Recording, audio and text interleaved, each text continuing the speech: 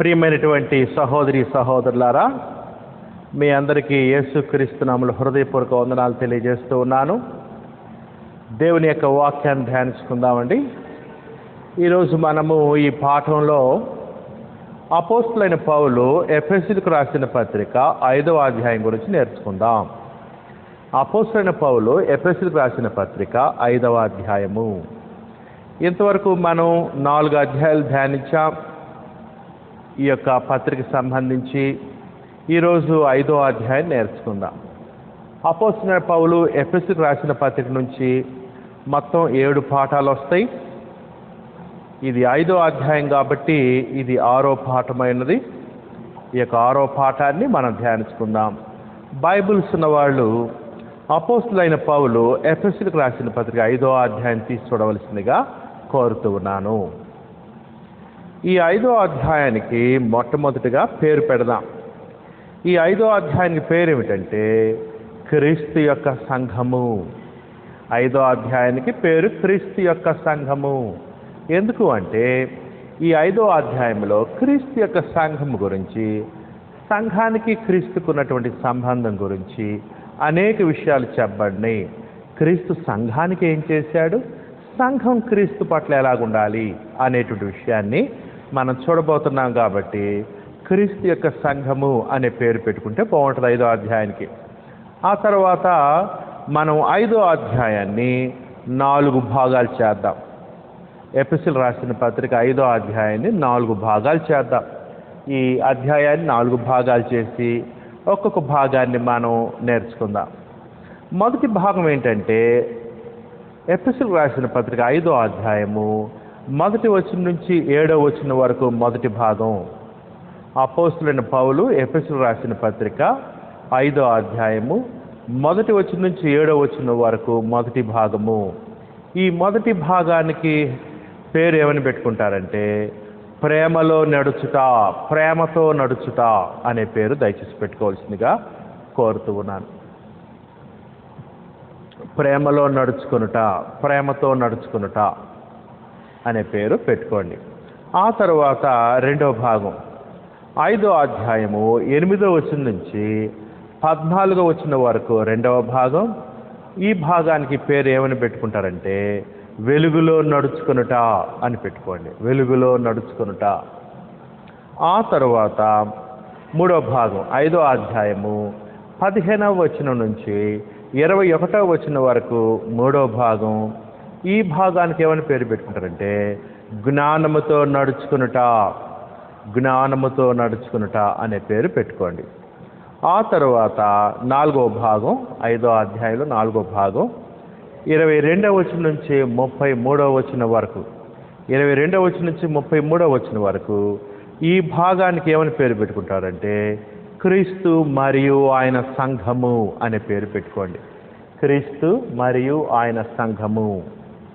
ఇంకొక పేరు కూడా పెట్టుకోవచ్చు మీరు, వివాహము భార్యాభర్తలు, వివాహము మరియు భార్యాభర్తలు అనే పేరు కూడా పెట్టుకోవచ్చు. లేకపోతే భార్యాభర్తల యొక్క బాధ్యతలు, భార్యాభర్త యొక్క బాధ్యతలు అని కూడా మీరు పెట్టుకోవచ్చు పేరు. ఈ విధంగా ఈ అధ్యాయాన్ని 5వ అధ్యాయాన్ని 4 భాగాలుగా మనం చదువుదాం. బైబిల్స్ వాళ్ళ దగ్గర పెట్టుకోండి. చెప్పే విషయాలు గమనించవలసిందిగా కోరుచున్నాను. 5వ అధ్యాయానికి క్రీస్తు యొక్క సంఘము అనే పేరు మనం పెట్టుకున్నాం. 5వ అధ్యాయం చదువుతాను చూడండి. మొదటి భాగం చదువుతాం. మొదటి 7 వచనాలు మొదటి భాగం. మొదటి భాగానికి పేరు ఏమని పెట్టుకున్నామంటే ప్రేమలో నడుచుకునుట, ప్రేమతో నడుచుకునుట. ఏదైనా పర్లేదు. 5వ అధ్యాయం మొదటి 7 వచనాలు. కావున మీరు ప్రియులైన పిల్లల వలె దేవుని పోలు నడుచుకునడి. కావున అన్నాడు, చూసారా? దేర్ ఫోర్ అంటే అర్థం ఏంటి? ఈ వచనానికి పైన చెప్పిన వచనాలతో సంబంధం ఉంది అని అర్థము. కావున పైన ఏమని చెప్పాడు? మీరు క్రొత్తగా సృష్టించబడిన వారు దేవుని పోలికలో నడుచుకోవాలి, దేవుని పిల్లలుగా ఉండాలి, దేవుని కుమారులుగా కుమార్తెలుగా ఉండాలి, దేవుని కుటుంబంలో పిల్లలయ్యారు. కాబట్టి ఏ తండ్రి ఎదుట ఏ తండ్రిని బట్టి కుటుంబం అని పిలువబడుతున్నదో అన్నాడుగా, 3:14లో అందుకని మన పిల్లలమయ్యాం కాబట్టి, దేవుడు క్రీస్తు యేసులో మనల్ని కొత్తగా సృష్టించాడు కాబట్టి, మనం దేవుని పోలికలో ఉండాలి కాబట్టి, దేవుని పిల్లలం కాబట్టి ఈ గుణగణాలన్నీ కూడా కలిగి ఉండాలి అని చెబుతూ అదే కొనసాగిస్తూ 5వ అధ్యాయంలో ఏమన్నాడంటే, కావున మీరు ప్రియులైన పిల్లల వలె దేవుని పోలి నడుచుకునడి. అది సహోదరులారా, మనం ఎవరిని పోలి నడుచుకోవాలి? దేవుని పోలి నడుచుకోవాలి. ఎలా ఉండాలి దేవునికి? మనము ప్రియులైన పిల్లలు, ఇష్టమైన పిల్లలుగా. సహజంగా తల్లిదండ్రులకి, తండ్రికి ఎవరు ఇష్టమైన పిల్లలు? ఎవరైతే తండ్రి చెప్పినట్టు నడుచుకుంటారో, ఎవరైతే తండ్రిని సంతోషపెడుతూ ఉంటారో, తండ్రికి ఇష్టంగా జీవిస్తూ ఉంటారో, తండ్రి చిత్తాన్ని నెరవేరుస్తారో, వారు తండ్రికి ఇష్టమైన పిల్లగా ఉంటూ ఉంటారు సహజంగా. అట్లానే మనము క్రైస్తవులము, క్రీస్తు యొక్క సంఘ సభ్యులము, దేవుని వాక్యం ద్వారా క్రొత్తగా జన్మించిన మనము దేవుని పిల్లలము. మీరు ఎఫెసీయులకు రాసిన 2వ అధ్యాయం 19వ వచనం చూసినప్పుడు మనం దేవుని ఇంటి వారము అని చెప్పాడు. దేవుడు మనకి తండ్రి అని చెప్పాడు అక్కడ 18వ వచనంలో కదా. ఆ తర్వాత ఎఫెసీ 3:14లో ఏమని చెప్పాడంటే, దేవుని కుటుంబము, పరలోకమందును భూమి మీద నుండి దేవుని కుటుంబము అని చెప్పాడు సంఘానికి కదా. అందుకని మనం దేవుని పిల్లలం కాబట్టి, దేవుని పిల్లలంగా దేవుని పోలికలో నడుచుకోవాలి. ఎట్లా నడుచుకోవాలి? ప్రియులైన పిల్లల వల్ల, దేవునికి ఇష్టమైన పిల్లలుగా నడుచుకోవాలి. దేవుని పోలికలో మనం నడుచుకోవాలి. దేవుని స్వభావ లక్షణాలు కలిగి ఉండాలి. దేవుని గుణగణాలు మనం కలిగి ఉండాలి. దేవుని కుమారులంగా, కుమార్తెలంగా మనం జీవించాలి. లోకానికి వెలుగుగా, ఉప్పుగా జీవించాలి అని తెలియచేస్తూ ఉన్నాడు. అందుకని సహోదరి సహోదరులారా, మరి మనం దేవుని పిల్లలము అనే విషయాన్ని ఎప్పుడు కూడా మర్చిపోకూడదు. ఏదో చెప్పుకోవటం కాదు, నేను దేవుని పిల్లవాడిని, లేకపోతే నేను దేవుని కుమార్తెని చెప్పుకోవటం కాదు. ప్రవర్తన ద్వారా చూపించాలి ఆ యొక్క క్రొత్త నడవడిక, గొప్ప నడవడికని. మనం ఈ లోకంలో దేవుని పిల్లలంగా జీవించాలి. తర్వాత చూడండి సహోదరులు ఇంకా ఏమని చెప్పాడు 2వ వచనం, క్రీస్తు మిమ్మును ప్రేమించి పరిమళ వాసనగా ఉండుటకు మన కొరకు తన్ను తాను దేవునికి అర్పణముగాను బలిగాను అప్పగించుకొనెను. అలాగుననే మీరును ప్రేమ కలిగి నడుచుకునుడి. చూసారా, నడుచుకునుడి అన్నాడు. నడుచుకునుడి అనే మాట పదే పదే కనపడుతూ ఉంటుంది ఈ యొక్క వచనంలో. అంటే అర్థం ఏంటి? నడుచుకోవటం అంటే అర్థం ఏంటంటే అనుదిన జీవితము, క్రైస్తవుని యొక్క జీవన విధానము అని మనం చూస్తూ ఉన్నాం. క్రీస్తు మిమ్మును ప్రేమించి, అది మనం దేవుని పిల్లలం కావాలని, మనం క్రీస్తు యొక్క భార్యగా ఉండాలని, క్రీస్తు యొక్క సంఘంగా ఉండాలని, క్రీస్తు యొక్క శిష్యులుగా ఉండాలి, మనం దేవుని కుమారులంగా, కుమార్తెలంగా ఉండాలని, దేవుని పిల్లలుగా ఉండాలని క్రీస్తు ఏం చేశాడు? క్రీస్తు మిమ్మల్ని ప్రేమించి, మనల్ని ప్రేమించి పరిమళ వాసనగా ఉండుటకు మన కొరకు తన్ను తాను దేవునికి అర్పణగాను బలిగాను అప్పగించుకొనెను. క్రీస్తు ప్రభువు దేవునికి అర్పణముగాను బలిగా అర్పించుకున్నాడు. సహోదరి సహోదరులారా, క్రీస్తు యొక్క అర్పణ, క్రీస్తు యొక్క శిలువ బలి దేవునికి ఎట్లాగుంది? పరిమళ వాసనగా ఉంది. మీరు నోవాహు ఓళ్ళ నుంచి వచ్చిన తర్వాత దేవునికి పవిత్రమైన జంతువుల్లో కొన్ని, పక్షుల్లో కొన్నిటిని దేవునికి బలులుగా, అర్పణలుగా అర్పించాడు. అప్పుడు అక్కడ ఏమని చెప్పబడింది? దేవుడు ఆ సువాసన ఆఘ్రానించి భూమిని జలప్రళయంతో నాశనం చేయనని చక్కటి వాగ్దానాన్ని దేవుడు అక్కడ చేసినట్లుగా మనం చూస్తున్నాం నోవాహు సమయంలో. అంటే అర్థం ఏంటి? బలులు, అర్పణలు దేవునికి సంతోషాన్ని, ఆనందాన్ని కలుగు చేస్తాయి, తృప్తినిస్తాయి. అంతేకాదు బలులు, అర్పణలు దేవుని దీవెనలు పొందే విధంగా చేస్తాయి. అట్లనే క్రీస్తు ప్రభువు పరిమళ వాసనగా మన కొరకు దేవునికి తన్ను తాను అప్పగించుకున్నాడు, బలిగా, అర్పణముగా. పాత నిబంధనలో దహన బలులు ఉన్నాయి, దేవునికి ఇంపైన సువాసన ఇచ్చే బలులు పాత నిబంధనలో కానీ, పితరుల కాలంలో కానీ. ఆ తర్వాత దహన బలులు, ఆ తర్వాత పాప పరిహారార్థ బలులు, అపరాధ పరిహారార్థ బలులు, ఆ తర్వాత సమాధాన బలులు, ఆ తర్వాత నైవేద్యము, అంతేకాదు పానార్పణము. ఇటువంటి అర్పణలన్నీ కూడా ఇటువంటి అర్పణలన్నీ కూడా దేవునికి ఇంపైన సువాసనగా చెప్పబడ్డాయి. ఆ ఇంపైన సువాసన దేవుని పీల్చి నాఘ్రాణించి ఆ తీసుకొచ్చిన వారిని ఆశ్రయిస్తూ ఉండేవాడు.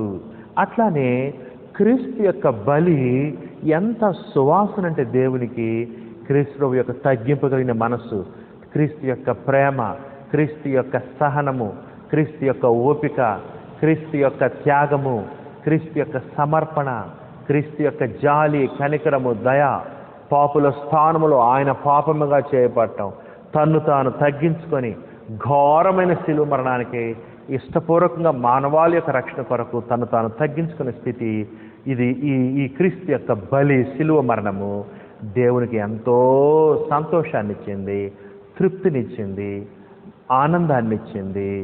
దేవునికి ఎంతో సువాసనగా ఉంది. ఎంత సువాసన దేవునికి! ఎవరైనా గనక భూలోకంలో నుంచి క్రీస్తు యొక్క శిలువ మరణంలో, ఆ శిలువ రక్తంలో బప్సిన పాపాలు కడుకొని దేవుని చెంతకు వచ్చేవాళ్ళు ఉంటే మనసు మార్చుకొని వాళ్ళందరిని కూడా క్షమించే అంత మనసు దేవుని కలిగించింది ఈ సువాసన, ఈ పరిమళ వాసన. క్రీస్తు యొక్క బలి, క్రీస్తు యొక్క శిలువ బలి యొక్క పరిమళ వాసన దేవునికి ఎంత ఆనందాన్ని ఇచ్చిందంటే, మానవ జాతి ఆదాము నుంచి క్రీస్తు వచ్చి ఉన్నటువంటి వారందరికీ, పితరుల కాలంలో వారికి, మోషే కాలంలో వారికి, క్రీస్తు కాలంలో వారందరినీ కూడా క్షమించి మనసు మార్చుకుంటే, ఆ శిలువ ద్వారా, బలి ద్వారా, క్రీస్తు శిలువ బలి ద్వారా తన దగ్గరికి వస్తే వారిని చేర్చడానికి దేవునికి ఇష్టం కలుగు చేసింది.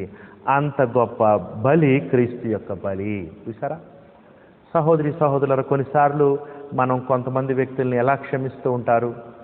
అరే నిన్నైతే నేను క్షమించేవాడు, ఇదిగో ఈయన బట్టి నిన్ను క్షమిస్తున్నాను అంటుంటాం కదా. అట్లానే దేవుడు క్రీస్తు ప్రభు యొక్క సువాసనను బట్టి, క్రీస్తు యొక్క శిలువ మరణాన్ని బట్టి మానవ జాతిని క్షమించడానికి దేవుడు ఇష్టపడుతున్నాడు అనే విషయాన్ని ఇక్కడ మనం చూస్తూ ఉన్నాము. క్రీస్తు మిమ్మును ప్రేమించి, క్రీస్తు యొక్క ప్రేమ ఇక్కడ కనపడుతుంది, దేవుని ప్రేమ కూడా కనపడుతుంది. క్రీస్తు మిమ్మును ప్రేమించి పరిమళ వాసనగా ఉంటకు మన కొరకు, ఆయన కొరకు కాదు సిలువ వేయబడింది, మన కొరకు, క్రైస్తవుల కొరకు, ఆయన సంఘం కొరకు తన్ను తాను ఇష్టపూర్వకంగా, ఈ మాట గుర్తుంచుకోండి, దేవునికి ఇష్టమైన బళ్ళు ఏంటంటే తన్ను తాను ఇష్టపూర్వకంగా సమర్పించుకోవటం దేవునికి ఇష్టమైన బళ్ళు. ఒక విధంగా పాత నిబంధనలు అర్పించిన బళ్ళన్నీ కూడా ఇష్టపూర్వకంగా అర్పించినవి కాదు. పాత నిబంధనలో జంతు బలులు, పక్షులు ఇవన్నీ కూడా వాటికి తెలియకుండా బలవంతాన అర్పించబడిన బళ్ళు అవన్నీ కూడా తాళ్లతోటి ఆ పశువును లాగి బలిపీఠం యొక్క కొమ్ములకు గట్టి దాన్ని బలర్పించేవాళ్ళు.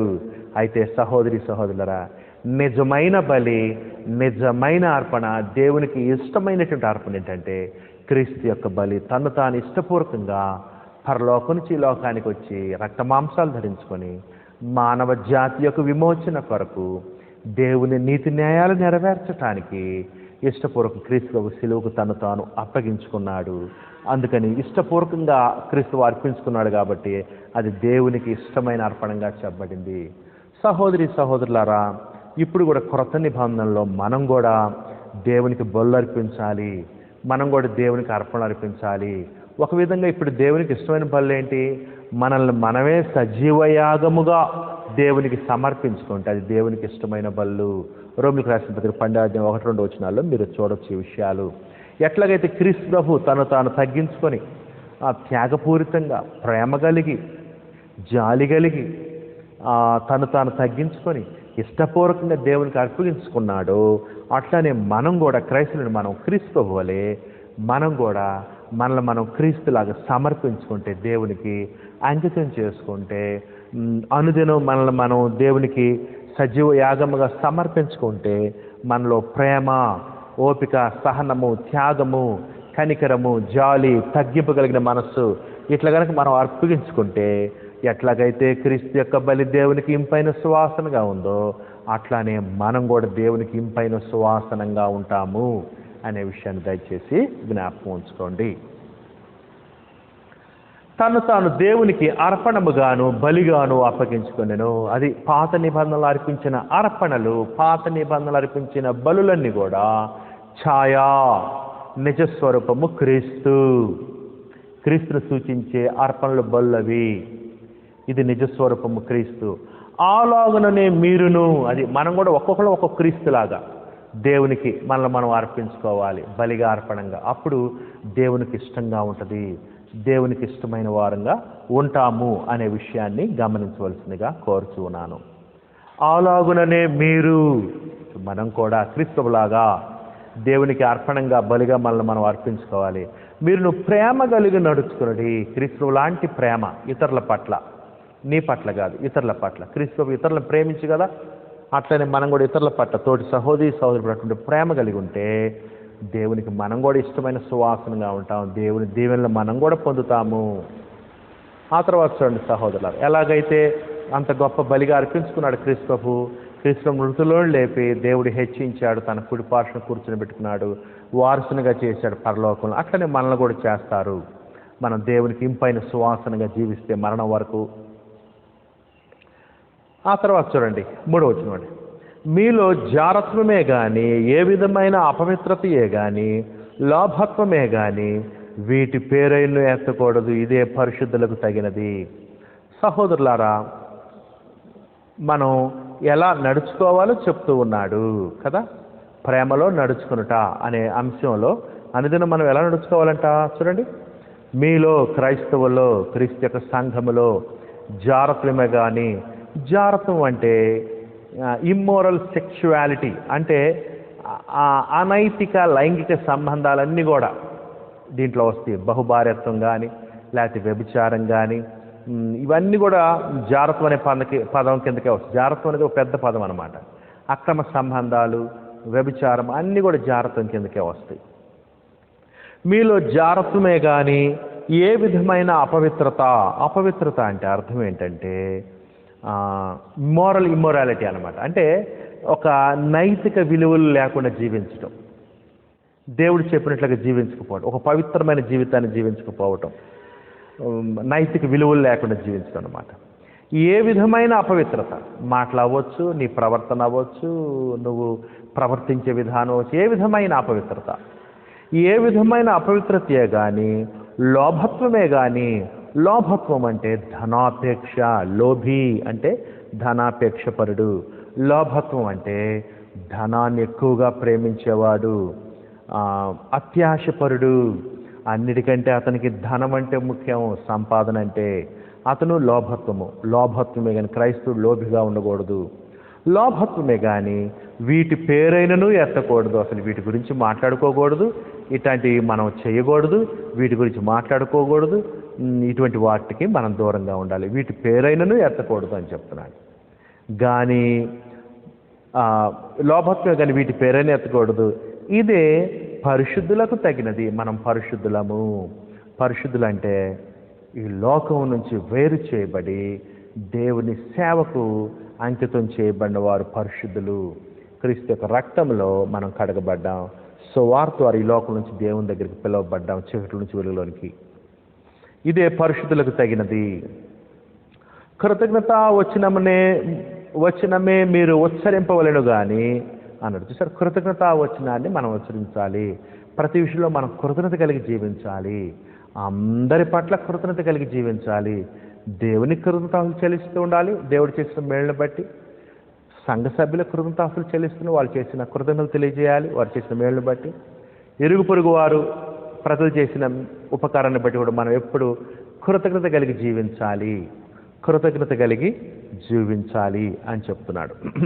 అసూయ చేత కాదు మనం జీవించాల్సింది, కుళ్ళు చేత కాదు జీవించాల్సింది, మనం కృతజ్ఞత కలిగి జీవించాలి. అసంతృప్తి చేత జీవించకూడదు, కృతజ్ఞత కలిగి జీవించాలి ఎప్పుడు కూడా. కృతజ్ఞత వచనమునే మీరు ఉచ్చరింపవలన కానీ మీరు బూతులైనను. చూసారా, బూతులు అంటే ఎదుటివారి మీద చెడ్డ పేరు తేవటానికి, ఎదుటివాడు చెడ్డవాడు అనుకోవటానికి వేసేటువంటి నిందలు బూతులైనను, పోకిరి మాటలైనను. 6వ క్రింద ఏమన్నాడంటే వెర్రి మాటలైనను, ఫూలిష్ వర్డ్స్, పోకిరి మాటలు. చూసారా, పోకిరి మాటలైనను. తర్వాత సరసోక్తులైనను. సరసోక్తులు అంటే ద్వంద్వార్థాలతో కూడినటువంటి మాటలు, సరసంతో శరీర కోరికలకు సంబంధించిన మాటలు. సరసోక్తులైన ఉచ్చరింపకూడదు, ఇవి మీకు తగవు, ఇటువంటి మాటలు మీకు తగవు. శరీర కోరికలకు సంబంధించి ఇటువంటి అపవిత్రమైన మాటలకు సంబంధించి జారత్వానికి, వ్యభిచారానికి, కామకత్వానికి సంబంధించిన పదాలు మనం వాడకూడదు అని చెప్తూ ఉన్నాడు. తర్వాత 5వ వచనం అండి. వ్యభిచారి అయినను, అపవిత్రుడైనను, విగ్రహారాధికుడై ఉన్న లోభి అయినను అన్నాడు. చూసారా? వ్యభిచారి అంటే అక్రమ సంబంధాలు, అపవిత్రుడంటే పవిత్రుడు కానివాడు, దేవుడు చెప్పినటువంటి పవిత్రమైన జీవితం జీవించిన వాడు, విగ్రహారాధికుడై ఉన్న లోభి అన్నాడు. అంటే లోభి అంటే ధనాపేక్ష కలిగిన వాడు. ఇక్కడ లోభిని దేంతో పోల్చాడు? విగ్రహారాధికుడై ఉన్న లోభి అన్నాడు. అంటే విగ్రహారాధనతో సమానం లోభి. లోభి ధనాపేక్ష కలిగిన వాడు విగ్రహారాధికునితో సమానం. విగ్రహారాధన ఎంత భయంకరమైంది దేవుని దృష్టిలో, చాలా భయంకరమైంది కదా. లోభి కూడా అట్లాంటోడే. ఎట్లాగైతే ఒక విగ్రహారాధికుడు తన విగ్రహం పట్ల గొప్ప భక్తి కలిగి ఉంటాడో, అట్లానే ఈ లోభి ఏం చేస్తాడంటే ధనం పట్ల అంత గొప్ప భక్తి, ఆశ కలిగి ఉంటాడు. అందుకని సహోదరులు, ఒకవేళ నువ్వు భౌతికంగా విగ్రహాన్ని పెట్టి పూజించకపోవచ్చు, నువ్వు ధనాపేక్ష, ధనమే నీకు మొట్టమొదటిదైనప్పుడు, ధనం కోసం ఏదైనా చేయటానికి తెగించినప్పుడు, ధనం కోసం, ధన సంపాదన కోసం, ఎక్కువ డబ్బు కోసం నువ్వు దేవుణ్ణి, దేవుని యొక్క సంఘ కూడికలు, ఆరాధనని నువ్వు కనుక విడిచిపెట్టడానికి ఇష్టపడినట్లయితే అది ఒక విధంగా నువ్వు విగ్రహారాధికుడివి అనేటువంటి విషయం ఇక్కడ మనం చూస్తున్నాం. అతనితో సమానము విగ్రహారాధికుడు. నీ విగ్రహం ఏంటంటే ధనాపేక్ష నీ విగ్రహము. అది కనబడిన విగ్రహం అనమాట, అంతరంగంలో ఉండేటువంటి విగ్రహం. ధనాపేక్ష అంతరంగ సంబంధమైంది కదా, లోపల విగ్రహం ఉంది, ధనాపేక్ష అనేటువంటి విగ్రహం. చూడండి సహోదరులారా, లోభత్వమే కానీ వీటి పేరైన నువ్వు ఎత్తకూడదు, ఇదే పరిశుద్ధులకు తగినది. అక్కడ చూడండి 5వ వచనం. విగ్రహారాధికుడైన లోభి అయినను, విగ్రహారాధికుడైన లోభి అయినను క్రీస్తు యొక్కయు దేవుని యొక్క రాజ్యమునకు హక్కుదారుడు కాడున సంగతి మీకు నిశ్చయముగా తెలియను. ఇటువంటి లక్షణాలు కలిగి జీవిస్తూ, ఇటువంటి లక్షణాలతో నడుచుకుంటూ, ఇటువంటి లక్షణాలతో జీవన విధానం కొనసాగించిన వానికి క్రీస్తు యొక్కయు దేవుని యొక్క రాజ్యమునకు హక్కుదారుడు కాడు. అంటే క్రీస్తు యొక్క దేవుని యొక్క రాజ్యమునకు వారసుడు కాడు. క్రీస్తు యొక్క దేవుని యొక్క రాజ్యమును స్వతంత్రించుకోలేడు, పరలోకాన్ని స్వతంత్రించుకోలేడు అనే విషయాన్ని ఇక్కడ పౌలు గారు నిశ్చయముగా తెలినాడు. తప్పకుండా అన్నమాట, ఇట్లాంటి వాడు వారసుడు కాడు. చూడండి, ఇవే మాటలు పరిశుద్ధాత్మ ఇంకొక విధంగా చెప్పాడు. ప్రకటన గ్రంథం 2వ అధ్యాయము 14-15 వచనాలు. ప్రకటన గ్రంథం 2వ అధ్యాయం 14-15 వచనాలు. జీవవృక్షమునకు హక్కు గలవారై గుమ్మముల గుండా ఆ పట్టణంలోనికి ప్రవేశించినట్లు తమ వస్త్రమును ఉతుక్కుని వారు ధనులు, కుక్కలను, మాంత్రికులను, వ్యభిచారులను, నరహంతకులను, విగ్రహారాధికులను. అదిగోండి, విగ్రహారాధికులు అంటే లోభి అని కూడా అర్థం. అబద్ధమును ప్రేమించి జరిగించు ప్రతివాడును వెలుపటనుందురు, ఆ పట్టణంలోనికి, ఆ నిత్యరాజ్యంలోనికి ప్రవేశించరు, వారసులు కారు పరలోకానికి. ఎట్లాగైతే మోషే సారథ్యంలో పాలు తేళ్లు ప్రవహించే కనానుభవాన్ని ప్రయాణం చేస్తున్నారు అరణ్యంలో, ఎవరైతే శరీరాశ, నేత్రాశ, జీవబోడమ్మము, బంగారం పట్ల అత్యాశ, వెండి పట్ల అత్యాశ, వ్యభిచార మనస్సు, విగ్రహారాధన మనస్సు కలిగినారు, వారందరూ ఏమైపోయారు? పాలు తేళ్లు ప్రవహించే కనానుభవాన్ని స్వతంత్రించుకున్నారా? లేదు కదా. అట్లనే వీళ్ళు కూడా రాలిపోతారు. పరలోకం, పాలు తేళ్లు ప్రవహించే దేశం కంటే గొప్ప పరలోకాన్ని స్వతంత్రించుకోరు, హక్కుదారులు కారు అనేటి విషయాన్ని ఇక్కడ తెలియచేస్తూ ఉన్నాడు పౌలు. వ్యర్థమైన మాటల వలన ఎవడను మిమ్మను మోసపరచనీయకుడి. అది వ్యర్థమైన మాటలు, వేస్ట్, ఏం ప్రయోజనం లేని మాటలు. ఉదాహరణకి ఏదైనా తోటలో సర్పం చెప్పిన మాటలు ఏం మాటలండి? అవి వ్యర్థమైన మాటలు. చూసారా? వ్యర్థమైన మాటల వలన ఎవడను మిమ్మను మోసపరచనీయకుడి. చూసారా? సాతాను ఎట్లా, సర్పం ఎట్లా వ్యర్థమైన మాటలు చెప్పి మోసపరిచింది హవ్వని, అట్లా వ్యర్థమైన మాటలు మనం మోసపరచ. చక్కగా వాక్యం ఉంది, మనకి సత్యం ఉంది, సర్వసత్యం అందించబడింది. ప్రతి విషయంలో దేవుని చిత్తం ఏంటో తెలుసుకోవచ్చు. ఇంకొకళ్ళు వచ్చి కొత్త బోధ చేసి కొత్త మోసాలు మోసపరచాల్సిన అవసరం మనకు లేదు. దేవుని యొక్క వాక్యం, దేవుని సంకల్పం అంతా మనకు అందుబాటులో ఉంది. సర్వసత్యం 27 పుస్తకాల్లో క్రైస్తవునికి కావలసిన భక్తికి, జీవానికి, భక్తికి కావలసిన వాటిని క్రొత్త నిబంధన మనకి ఇవ్వగలగదు. వ్యర్థమైన మాటల వలన ఎవరినూ మిమ్మల్ని మోసపరచనీయుడి. ఇట్టి క్రియల వలన దేవుని ఉగ్రత అవిధేయులైన వారి మీదకి వచ్చెను. గనుక మీరు అట్టి వారితో పాలివారై ఉండకుడి.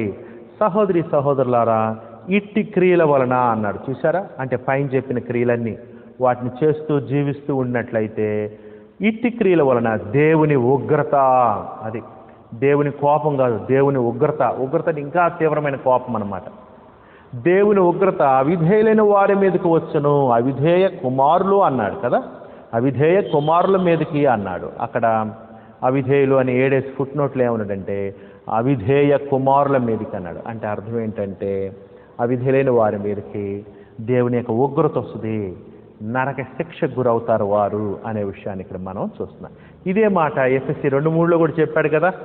ఇదే మాట 2:3 కూడా చెప్పాడు. చూడండి, వారితో కలిసి మనమందరమును శరీరము యొక్కయు మనస్సు యొక్క కోరికలు నెరవేర్చుకొనుచు మన శరీరాశలను అనుసరించి మునుపు ప్రవర్తించుచు కడమ వారి వల్లనే స్వభావ సిద్ధముగా దైవోగ్రతకు పాత్రలమేంటి. అది కారణం ఏంటి? పుట్టుకతో పాపులని కాదు, అక్కడ అవిధేయులు అవటం వలన దేవుని ఉగ్రత అనుభవిస్తున్నాం. అవిధేయత, ఇటువంటి శరీర కార్యాలను చేస్తూ అవిధేయులుగా జీవించాం కాబట్టి నిత్య శిక్ష అనుభవించడానికి అవకాశం ఉందని చెప్తున్నాడు. గనుక మీరు అట్టి వారితో పాలివారైనొకటి. మీరు అవి చేయొద్దు, అట్లా చేసే వాళ్ళతో పాలివారు కావద్దు. రెండండి, అట్లాంటి క్రియలు మనం చేయకూడదు, చేసేవారితో పాలివారం కూడా. పాలివారం అవటం ఏంటి అంటే అర్థం ఏంటి? చూసి చప్పట్లు కొట్టడం. అతను చేస్తుంటే చూసి చప్పట్లు కొట్టడం అంటే అంగీకరించడం, సహవాసం కలిగి ఉండటం. పాలివారం అంటే ఇక్కడ అటువంటి వాళ్ళకి డబ్బులు ఇచ్చి ఇంకా ప్రోత్సహించడం. చూసారా? ఈ విధంగా అటువంటి నేను కూడా నీతో పాటే అనేటువంటి సంకేతాన్ని ఇవ్వటం అన్నమాట. నాది కూడా నీలాగనే అనేటువంటి సంగీతం. అట్లాంటివి మనం చేయకూడదు. ఒకటి, వాటిని చేసేవారితో పాలివారు, అటువంటి వాటికి డబ్బులు ఖర్చు పెట్టకూడదు, అటువంటి చేసేవారికి డబ్బులు ఇవ్వకూడదు, పాలివారై ఉండకూడదు అన్నాడు. మీరు పూర్వమందు ఓకేనండి, మొదటి 7 వచనం చదివేశాం సహోదరుల. మొదటి భాగమైంది ఎఫెసీ 5వ అధ్యాయంలో మొదటి భాగమైంది. మొదటి భాగం ఏంటంటే ప్రేమలో నడుచుకొనుట అనే పేరు మనం పెట్టాం. మరి క్రొత్త జీవితంలో దేవుని కుమారులంగా, దేవుని పిల్లలంగా, క్రీస్తు యొక్క శిష్యులంగా, సహోదరులుగా ఎలా నడుచుకోవాలో దేవుని కుటుంబంలో, దేవుని ఇంట్లో మనకు చెప్తూ ఉన్నాడు పౌలు గారు. ఒక క్రొత్త జీవితం ఇది ప్రతిరోజు ప్రాక్టీస్ చేయాలి. ఇటువంటి జీవితాన్ని అభ్యాసం చేయాలి. ఇట్లాంటి జీవితం కనుక మనం జీవించినట్లయితే లోకానికి వెలుగుగా, ఉప్పుగా ఉండగలం, మాదిరిగా ఉండగలం, లోకాన్ని ప్రభావితం చేయగలం అని మీకు తెలియజేస్తూ ఉన్నాను. ఆ తర్వాత 2వ భాగం చదువుదామండి. 5వ అధ్యాయంలో 2వ భాగం ఏంటంటే వెలుగులో నడుచుకునుట. వెలుగులో నడుచుకునుట ఇది కూడా పైన చెప్పిన వచనాల లాంటిదే. ఇది కూడా 5వ అధ్యాయం 8వ వచనం నుంచి 14వ వచనం వరకు వెలుగులో నడుచుకోవటం అంటే చూద్దాం. మీరు పూర్వమందు చీకటి అయింటది, అది పాత జీవితము. పాత జీవితము సాతాను పిల్లలంగా, సాతాను మనకు జనకుడు, తండ్రి, వాని దురాశల్ని, వాని అబద్ధాన్ని, వాని మోసాన్ని నడుచుకుంటూ జీవించాము. ఈ లోక సంబంధించిన శరీరాశ, నేత్ర జీవనములతో. ఎప్పుడైతే మనము క్రీస్తు సిలువ వార్తను విన్నామో, దేవుని కుమారులంగా క్రీస్తు ద్వారా బాప్తిసం తీసుకొని క్రొత్తగా జన్మించి దేవుని పిల్లమయ్యాము. అప్పటి నుంచి వెలుగు సంబంధాలు, దేవుడు వెలుగై ఉన్నాడు, క్రీస్తు లోకానికి వెలుగై ఉన్నాడు కాబట్టి వెలుగు సంబంధాలుగా మనం జీవించాలి. ఇప్పుడైతే ప్రభునందు వెలుగై ఉన్నారు, అది క్రీస్తునందు మనం వెలుగై ఉన్నాము. క్రీస్తు రక్తంలో బాప్తిసం మన పాపాలు కడుక్కొని క్రొత్తగా జన్మించాం. ఇప్పుడు మనం దేవుని పిల్లము, క్రీస్తు యొక్క శిష్యులము, లోకానికి వెలుగు. ప్రభునందు వెలుగై ఉన్నారు. సహోదరుల చీకటి అంటే పాపము, వెలుగు అంటే పరిశుద్ధత. అది చీకటి అంటే పాపము, బైబిల్లో చెప్పండి రీతిగా, వెలుగు అంటేనేమో పరిశుద్ధత. వెలుగు ఫలము సమస్త విధములైన మంచితనం. వెలుగు ఫలము అది మనం వెలుగు సంబంధంగా ఉండాలంటే ఫలాలు ఉన్నాయి కొన్ని. ఈ ఫలం కలిగి ఉండాలి. ఏంటి వెలుగు ఫలము? ఎటువంటి ప్రవర్తన కలిగి ఉండాలి? సమస్త విధములైన మంచితనము అన్నాడు. మంచితనం, సమస్త విధములైన మంచితనం. మాటల్లో మంచితనము, ఆలోచనలో మంచితనం, క్రియల్లో మంచితనము, కుటుంబంలో మంచితనము, సంఘంలో మంచితనము, సంఘం వెలుపల మంచితనము, మనం పనిచేసే ఉద్యోగం దగ్గర మంచితనము, సమస్త విధములైన మంచితనం అనమాట. అది సమస్త విధములైన అంటే అర్థం అన్ని అన్ని అన్ని చోట్ల అని అర్థం. అన్ని వేళలా అన్ని చోట్ల మంచితనం కలిగి ఉండాలి. సమస్త విధములైన మంచితనము, నీతి. ఏ నీతి? దేవుని నీతి, దేవుని నీతి న్యాయాలు, నీతి నిజాయితీలు, దేవుని యొక్క నీతి న్యాయాలు నెరవేరుస్తూ ఉండాలి. అప్పుడు దేవుని దృష్టిలో మనం నీతిమంతులుగా ఉంటాం. దేవుని నీతి. తర్వాత సత్యమను వాటిలో కనబడుతుంది. సత్యము, సత్య సంబంధులుగా ఉండాలి, వాక్యానుసారం నడుచుకోవాలి, సత్యం కలిగి నడుచుకోవాలి, సత్యం చెప్పాలి. సత్యమను వాటిలో కనబడుతుంది. ఇవి ఫలం, వెలుగు ఫలం అన్నట్టు. ఈ మూడు: మంచితనము, నీతిగా బ్రతకటం, సత్యాన్ని అనుసరించటం వెలుగు ఫలం అన్నమాట. గనుక ప్రభువుకు ఏది ప్రీతికరమైనదో అది. సహోదరి సహోదరుల, ఇదివరకు పాత జీవితంలో మనం ఎలా జీవించాం? మనకేది ఇష్టమో, అపవాదికి ఏది ఇష్టమో, శరీరానికి ఏది ఇష్టమో, మన స్నేహితులకి ఏది ఇష్టమో అది చేసేవాళ్ళం కదా పాత జీవితంలో. ఇప్పుడు క్రొత్త జీవితంలో ప్రభువుకి ఏది ప్రీతికరమే, క్రీస్తు ప్రభుకి ఏది ఇష్టము, ఏది చేస్తే నేను క్రీస్తు ప్రభు చెప్పినట్టు చేసినట్లు అవుతుంది, క్రీస్తు ప్రభుకి ఇది ఇష్టమా కాదా, ఇట్లా చేస్తే క్రీస్తు ప్రభు చెప్పినట్లు ఉంటుందా లేదా అని మనం ఆలోచించవలసిన వారమైన. ప్రభువుకి ఏది ప్రీతికరమైనదో, ప్రీతికరమైందంటే ఇష్టమైందని, ప్రభువుకి ఏది ప్రీతికరమైనదో దానిని పరీక్షించచ్చు. అది మనం చేసే ముందు ఒకసారి పరీక్షించాలి, ఆలోచించాలి. ఇది చేస్తే దేవునికి ఇష్టంగా ఉంటుందా ఉండదా, క్రీస్తు ప్రభుకి ఇష్టంగా ఉంటుందా ఉండదా అని ఆలోచించాలి. అది పరీక్షించాలి. అన్నిటిని పరీక్షించి మనం చేపట్టాలి. ప్రీతికరమైన దాన్ని పరీక్షించు, వెలుగు సంబంధుల వలె నడుచుకున్నది. అదిగో నడుచుకున్నది అనుదిన జీవితము.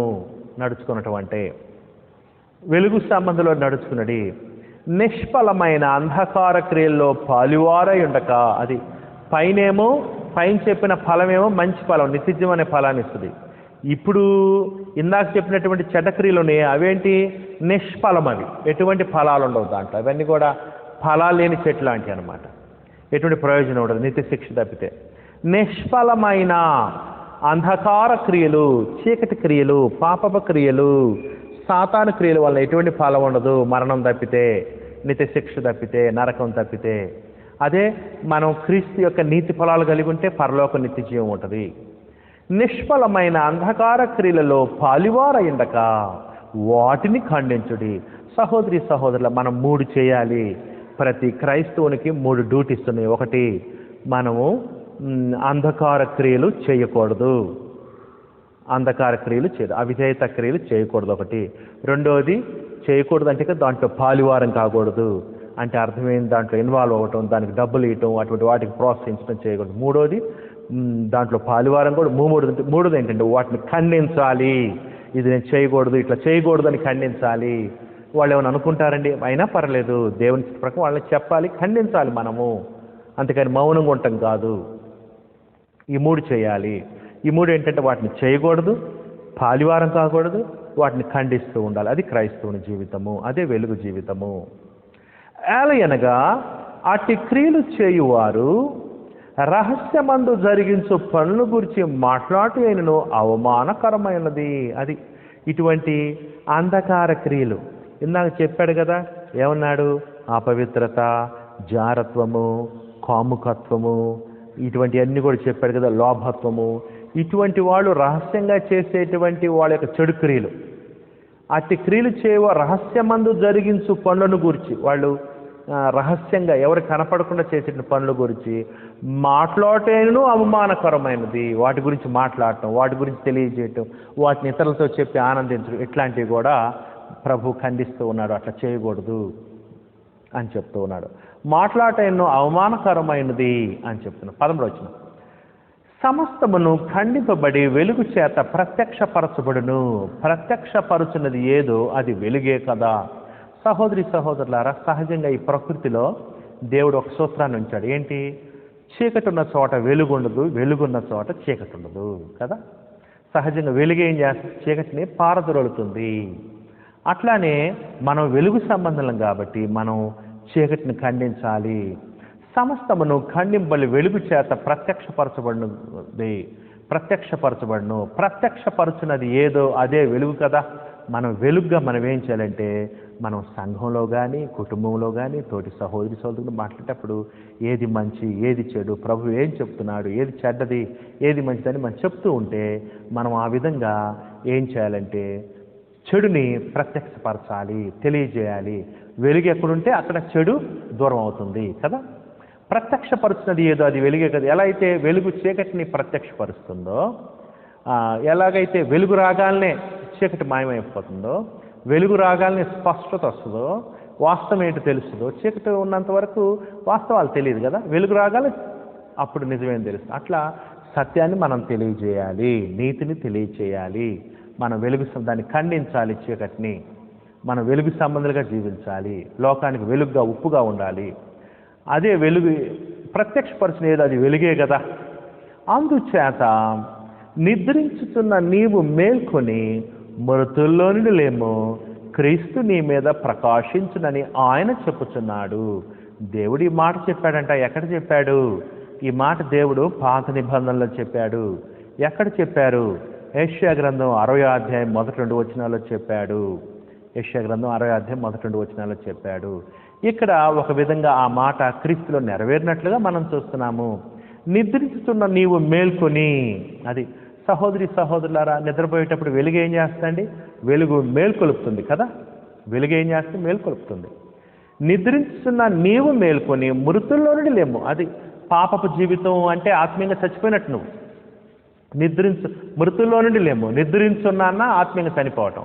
మృతుల్లో నుండి లేము అంటే ఆత్మీయంగా చచ్చిపోవడం, తిరిగి లేకపోవటం అనమాట. ఎప్పుడైతే క్రీస్తు యొక్క సువార్త విని విశ్వసించి పాపం విషయంలో మనసు మారి క్రీస్తుని ప్రభుకు పాపం తీసుకొని క్రీస్తుతో పాటు చనిపోయి క్రీస్తుతో పాటు సమాజంలో క్రీస్తు పాటు తిరిగి లేచావు, అప్పుడు నువ్వేంటంటే నువ్వు బ్రతికిన వాడివి, జీవం కలిగిన వాడివి, మేల్కొన్న వాడివి. నువ్వు క్రీస్తు నీ మీద ప్రకాశించునని ఆయన చెప్పుచున్నావు. అప్పటి నుంచి క్రీస్తు నీ మీద ప్రకాశిస్తాడు. నువ్వు క్రీస్తు వెలుగుని ప్రతిబింబింపజేయాలి లోకంలో. ఒక అద్దం ఎట్లయితే వెలుగుని రిఫ్లెక్ట్ చేస్తూ ప్రతిబింబింపజేస్తుందో అట్లా నువ్వు ఈ లోకంలో బాప్తిస్మం దగ్గర నుంచి క్రీస్తు పరలోకంలో ఆయన వెలుగు నీ నుంచి ఈ లోకానికి కనబడాలి. నీలో క్రీస్తు కనపడటమే వెలుగు. క్రీస్తు నీ మీద ప్రకాశించిన ఆయన చెప్పుచున్నాడు. క్రీస్తు చేత వెలిగింపబడాలి. మనం ఇతరులను కూడా వెలిగించాలి. మన లోకానికి వెలుగుగా ఉండాలి.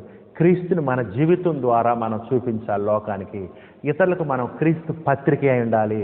ఇతరులు మనలో ఎవరిని చూడాలి? లాజరస్ను కాదు, క్రీస్తుని చూడాలి. మనం ఇతరులకు ఎవరిని చూపించాలి? నిన్ను కాదు, క్రీస్తు ప్రభువుని చూపించే విధంగా నీ యొక్క ప్రవర్తన నా యొక్క ప్రవర్తన ఉండాలి అని చెప్తున్నాడు. అది సహోదరులారా. ఆ విధంగా మరి పాత నిబంధనలు ఉంటే వచ్చినాన్ని ఇక్కడ క్రొత్త నిబంధనలు కోట్ చేస్తూ క్రీస్తుకు అప్లై చేశారు. అవి దేవునికి అప్లై అయిన పదం అది యాక్చువల్గా పాత నిబంధనలో, కానీ ఇక్కడ క్రీస్తు ప్రభుకి అది అప్లై చేయబడింది. సరే, అదండి సహోదరు. వెలుగులో నడుచుకునుట అంటే అదండి. వెలుగులో నడుచుకునుట లేకపోతే వెలుగులో జీవించుట. నడుచుకోవటం అంటే జీవించటం. సరే, మూడో భాగం చూద్దాం. మూడో భాగం ఏంటంటే 5వ అధ్యాయం 15వ వచనం నుంచి 5వ అధ్యాయము 15వ వచనం నుంచి 5వ అధ్యాయం 21వ వచనం వరకు మూడో భాగం. 5వ అధ్యాయం 15 నుంచి 5వ అధ్యాయం 21వ వచనం మూడో భాగం. దీనికి ఏమని పేరు పెట్టామంటే జ్ఞానముతో నడుచుకునుట. జ్ఞానముతో నడుచుకునుట. చూద్దాం క్రైస్తవుడు జ్ఞానంతో ఎలా నడుచుకోవాలి. 15 నుంచి 21 వచనాలు. దినములు చెడ్డవి గనుక మీరు సమయమును పోనీయక సద్వినియోగం చేసుకొనొచ్చు. ఆ జ్ఞానుల వలె కాక జ్ఞానుల వలె నడుచుకున్నట్లు. అదిగో చూసారా, నడుచుకున్నట్లు అనే పదం పదే పదే కనపడుతుంది. అంటే జీవించినట్లు. దినములు చెడ్డవి గనక మీరు సమయం పోనీయక సద్వినియోగం చేసుకొనొచ్చు. ఆ జ్ఞానుల వలె కాక జ్ఞానుల వలె నడుచుకున్నట్లు జాగ్రత్తగా చూసుకున్నది. మనం క్రైస్తవుడు జ్ఞానం కలిగి నడుచుకోవాలి. దేవుని యొక్క వాక్య ప్రకారము నడుచుకోవటమే జ్ఞానం కలిగిన జీవితము. బైబిల్ చదివే కొంది దేవుని జ్ఞానంలో మనం ఎదుగుతాము. దినములు చెడ్డవి గనుక అంటే అర్థం ఏంటంటే మనము దుష్టకాలములో ఉన్నాము అని అర్థము. గలతీ 1:4 దుష్టకాలం అని అన్నాడు. ఎందుకంటే పాపం విస్తరించినటువంటి లోకంలో మనం ఉన్నాం కాబట్టి, పాపం ఎక్కువగా జరుగుతున్నటువంటి లోకంలో, ఎక్కువ మంది పాపాన్ని అనుసరించే లోకంలో మనం ఉన్నాం కాబట్టి ఇది దుష్టకాలము అని చెప్తూ ఉన్నాడు. దినములు చెడ్డవి గనుక, దినములు చెడ్డవి, లోకంలో పాపం ఉంది అని చెప్తున్నాడు. దినములు చెడ్డవి గనుక మీరు సమయమును పోనీయక. అది సహోదరి సహోదరుల క్రైస్తవుని మనము సమయాన్ని పోనీయకూడదు, సమయాన్ని వ్యర్థం చేయకూడదు, సద్వినియోగం చేసుకోవాలి. సమయాన్ని సరైన రీతిలో ఉపయోగించుకోవాలి క్రైస్తవుడు. పాత జీవితంలో మనం సమయాన్ని దుర్వినియోగపరిచాము, వ్యర్థం చేశాము, విలువ తెలీదు. క్రొత్త జీవితంలో సమయం విలువ తెలుసుకొని సద్వినియోగం చేసుకోవాలి. అజ్ఞానుల వలె కాక జ్ఞానుల వలె నడుచుకున్నట్టు జాగ్రత్తగా చూసుకున్నట్టు, అజ్ఞానుల వలె కాకుండా జ్ఞానుల వలె. సహోదరి సహోదరులారా, కీర్తన గ్రంథం 90వ కీర్తనలో మోషే ఏమన్నాడంటే, దినములు లెక్కించటం మాకు నేర్పము అన్నాడు కదా. అది మనం చూస్తున్నాం కీర్తన గ్రంథంలో. అట్లానే మనం కూడా దినాలను లెక్కించడం నేర్చుకోవాలంటే అర్థం ఏంటంటే కాలాన్ని సద్వినియోగం చేసుకోవటం అనమాట, సమయాన్ని పోనీయక. అజ్ఞానుల వలె కాక జ్ఞానుల వలె నడుచుకున్నాడు, జాగ్రత్తగా చూసుకున్నది. ఇందు నిమిత్తం మీరు అవివేకులు కాక, అది బుద్ధిహీనులుగా ఉండకూడదు, అవివేకంగా ఉండకూడదు. మనం జ్ఞానులుగా ఉండాలి లోకానికి. కాక ప్రభు యొక్క చిత్తమేమిటో గ్రహించుడి. ప్రభు యొక్క చిత్తం ఎక్కడుంది? క్రొత్త నిబంధనలో ఉంది, దేవుని యొక్క వాక్యలో ఉంది. ప్రభు యొక్క చిత్తం గ్రహించవచ్చు. పౌలు గారు ఏం రాశాడు? 3వ అధ్యాయము మొదటి 3 వచనాలు మనం ఏం చేసాం? నేను రాస్తున్నాను, అది కనుక మీరు చదివితే గ్రహిస్తారు అన్నాడు కదా. ఆ జ్ఞానం గ్రహించుకోగలరు అన్నాడు. అట్లానే ప్రభు యొక్క చిత్తాన్ని మనం గ్రహించవచ్చు, అర్థం చేసుకోవచ్చు. ప్రభు చిత్తం గ్రహించాలి అంటున్నాడు. మరియు మద్యముతో మత్తులై ఉండకుడి. చూసారా, మద్యంతో, మత్తు పదార్థాలతో మత్తుగా ఉండకూడదు క్రైస్తవుడు. మద్యముతో మత్తులై ఉండకుడి, దానిలో దుర్వ్యాపారము కలదు, దానిలో చెడు ఉంది అని చెప్తున్నాడు. దాని వలన దుష్ప్రభావాలు ఉన్నాయి అని చెప్తున్నాడు. దుర్వ్యాపారము కలదు, దాంట్లో చెడు ఉంది కాబట్టి మద్యంతో మత్తులై ఉండకూడదు అంటున్నాడు. చూసారా, మద్యం వల్ల ఎన్నో నష్టాలు కదా. డబ్బు నష్టము, పేరుండదు, సమయం వ్యర్థము, ఏం పని చేయలేము, మైండ్ పని చేయదు, ఏకాగ్రత ఉండదు, లక్ష్యం ఉండదు. మద్యంకి దాసులైన వారు డ్యూటీలు చేయలేరు. ఎంతో దుర్వ్యాపారం ఉంది, దాంట్లో చెడు ప్రభావాలు ఉన్నాయి, కలదు. అయితే ఆత్మపూర్ణులైనడి, అది మద్యంతో మనం నింపబడకూడదు. మరి దేంతో నింపాలి? పరిశుద్ధాత్మ చేత నింపబడాలి మనము. ఎలా పరిశుద్ధాత్మతో మనం నింపబడచ్చు? దేవుని వాక్యం ద్వారా. పరిశుద్ధాత్మ ప్రేరణ చేత ఇవ్వడింది కదా గ్రంథము. ఆ గ్రంథాన్ని వింటూ ఉంటే, నేర్చుకుంటూ ఉంటే దేవుని ఆత్మ చేత మనము నింపబడుతూ ఉంటాము. సహోదరులారా, దీనికి సమానమైన పదమే కొలస్సీలకు రాసిన పత్రిక 3వ అధ్యాయము, కొలస్సీలకు రాసిన 3వ అధ్యాయము 16వ వచనం ఉంది చూడండి. అక్కడేమన్నాడు? సమస్త విధుల జ్ఞానంతో క్రీస్తు వాక్యం మీలో సమృద్ధిగా నివసింపనీయుడు అన్నాడు. అట్లా పరిశుద్ధాత్మ యొక్క వాక్యాన్ని, క్రీస్తు యొక్క వాక్యాన్ని, క్రొత్త నిబంధన వాక్యాన్ని, దేవుని వాక్యాన్ని మన హృదయాల్లో నింపుకోవడం ద్వారా మనం ఆత్మపూర్ణులై ఉండాలి. అది అంటే మద్యానికి బానిసలు అవ్వకూడదు, పరిశుద్ధాత్మకు లోపరుచుకోవాలి. పరిశుద్ధాత్మక మాటకు మనం లోబడాలి. మద్యం చేత ప్రభావితులై ఉండకూడదు, దేవుని వాక్యం చేత ప్రభావితులై జీవిస్తూ ఉండాలి అని చెప్తున్నాడు. చూడండి ఎలా ఆత్మపూర్ణులై ఉండాలో చెప్పాడు. ఇంకా ఒకరినొకడు కీర్తనలతోనూ, అంటే కీర్తన అంటే దేవుని కీర్తించే కీర్తనలు, ప్రభువుని కీర్తించే కీర్తనలు. ఒకరినొకడు కీర్తనలతోనూ సంగీతములతో అంటే అర్థం ఏంటంటే గీతములు, సంగీతములు, మంచి గీతాలు అని అర్థం. ఇంగ్లీష్లో ఏమన్నదంటే హిమ్స్ అన్నాడు, మంచి గీతాలు అని అర్థం అన్నట్టు. హిమ్స్ సంగీతములతోనూ, అంతేగాని వాయిద్యాలని కాదు ఇక్కడ అర్థం. చూసారా సహోదరులు, ఎందుకంటే ఇవన్నీ కూడా ఇక్కడ చెప్పిన 3 కీర్తనలు, గీతాలు, పాటలు 3 కూడా పాటలకు సంబంధించినవే, వాయిద్యాలకు సంబంధించింది కాదు. సంగీతములతోనూ, ఆత్మ సంబంధమైన పాటలతోనూ, అది ఆత్మ సంబంధమైన పాటలు, ఆత్మను ప్రేరేపించే పాటలు, ఆత్మీయ జీవితాన్ని, పాటలతోనూ ఈ 3 అన్నమాట. కీర్తనలు, గీతాలు, పాటలు. హెచ్చరించుచు, అదిగో ఆ పాటలు పాడితే, ఆ మంచి గీతాలు పాడుతూ ఉంటే, కీర్తనలు పాడుతుంటే మనకి ఏం కలగాలి? హెచ్చరిక కలగాలి. హెచ్చరిక అంటే అర్థం ఏంటంటే ప్రమాదము పొంచి ఉంది అని చెప్పటం హెచ్చరిక అంటే. చూసారా సహోదరుల, హెచ్చరిక అనమాట అది. ఆ పాటలతోనే హెచ్చరించచ్చు అన్నాడు. మీ హృదయములలో ప్రభువును గురించి పాడుచు కీర్తించు. చూసారా, మీ హృదయంలో ప్రభువును గురించి పాడుచు కీర్తి. ప్రభువును గురించి అంటే ఇక్కడ క్రీస్తుని గురించి అని అర్థము. క్రీస్తుని గురించి పాడుచు కీర్తించుచు అని అర్థం అనమాట. కొలసలు రాసిన పత్రిక 3వ అధ్యాయము 16వ వచనం, కొలస 3:16లో దేవుని గురించి గానము చేయొచ్చు అన్నాడు. దేవుని గురించి గానము చేయొచ్చు అన్నాడు. ఇక్కడేమో ప్రభువుని గురించి అన్నాడు. అంటే అర్థం ఏంటి? అక్కడేమో తండ్రిని దేవుణ్ణి కీర్తిస్తూ పాటలు పాడుతున్నాడు, ఇక్కడేమో ప్రభువుని క్రీస్తుని కీర్తిస్తూ పాటలు పాడుతున్నాడు. అంటే అర్థం ఏంటి? రెండు ఆపోజిటా? కాదు. ఈ రెండు కూడా మనం ఒకదానికొకటి కాంప్లిమెంటరీ అనమాట. అంటే అర్థం ఏంటంటే మనం తండ్రిని దేవుణ్ణి కీర్తించాలి పాటలతో, కీర్తనలతో, అంతేకాదు ప్రభు అయిన క్రీస్తుని కూడా పాటలతో కీర్తించాలి, మహింపరచాలని అర్థం అనమాట. అది ప్రభువుని గురించి. ఎందుకంటే ఎఫెసీయులకు రాసిన పత్రికలో ప్రభువు అనేటువంటి మాట క్రీస్తు ప్రభుకి చెప్పబడింది. అన్ని చోట్ల కూడా 26 సార్లు ఎఫెసీయులకు రాసిన పత్రికలో ప్రభువుని గురించి, ప్రభు అనే పదం ఉంది. ఎఫెసీయులకు రాసిన పత్రికలో ప్రతి చోట కూడా ఇది క్రీస్తు ప్రభువుని సూచిస్తుంది. అందుకనే ప్రభువుని గురించి పాడుచు కీర్తించు అంటే మనము ప్రభు అయిన క్రీస్తుని ఘనపరచాలి మన పాటల ద్వారా, కీర్తనల ద్వారా. మన ప్రభు అయిన యేసు క్రీస్తు పేరట, యేసు క్రీస్తు ద్వారా సమస్తమును గూర్చి తండ్రిని దేవునికి ఎల్లప్పుడూ కృతజ్ఞతలు చెల్లించాలి. పాటలు పాడటమే కాదు, మనం ప్రభువుకి ఇంకొకటి కూడా చేయాలి. తండ్రిని దేవునికి కృతజ్ఞతలు చెల్లించాలి, ప్రార్థనలు చేయాలి, కృతజ్ఞతలు చెల్లించాలి. ఎవరి ద్వారా? క్రీస్తు ద్వారా తండ్రి దేవునికి కృతజ్ఞతలు కూడా మనం చెల్లించాలి. మన ప్రభు అయిన యేసు క్రీస్తు పేరట అంటే అర్థం ఏంటి? ఆయన చెప్పిన ప్రకారంగా, ఆయన అధికారం చొప్పున సమస్తమును గూర్చి, సమస్తమును గూర్చి ఆత్మ సంబంధమైన దీవెనలు అవ్వచ్చు, భౌతిక సంబంధ దీవెనలు అవ్వచ్చు, అన్నిటి గురించి సమస్తమును గూర్చి తండ్రిని దేవునికి ఎల్లప్పుడూ ఆదివారమే కాదు మిగతా రోజుల్లో కూడా ఎల్లప్పుడూ కృతజ్ఞతాస్తుతులు చెల్లించచ్చు, ఎల్లప్పుడూ కృతజ్ఞతలు చెల్లించచ్చు. క్రీస్తు నందలి భయముతో ఒకరినొకడు లోబడినుడి. క్రీస్తు నందలి భయముతో ఒకరినొకడు లోబడినుడి. క్రీస్తు నందలి భయముతో అంటే క్రీస్తు ప్రభు రాజుగారిని బట్టి, మన ప్రభు అయిన క్రీస్తుని బట్టి ఆయన చెప్పాడు కాబట్టి ఒకరికొకరు దాసులుగా, సంఘంలో ఒకరికొకరు దాసులుగా ఉండాలి, ఒకరికొకరు లోబడాలి, మనం ఒకరికొకరి పట్ల ఒకరు దాసులుగా ఉండాలి అనే విషయాన్ని ఇక్కడ మనం చూస్తున్నాం. క్రీస్తునందలి భయముతో ఒకరినొకరు లోబడినుడి. సంఘంలో ఎలా పాటలు పాడాలి? అందరం కలిసి పాడాలని చెప్తున్నాడు కదా.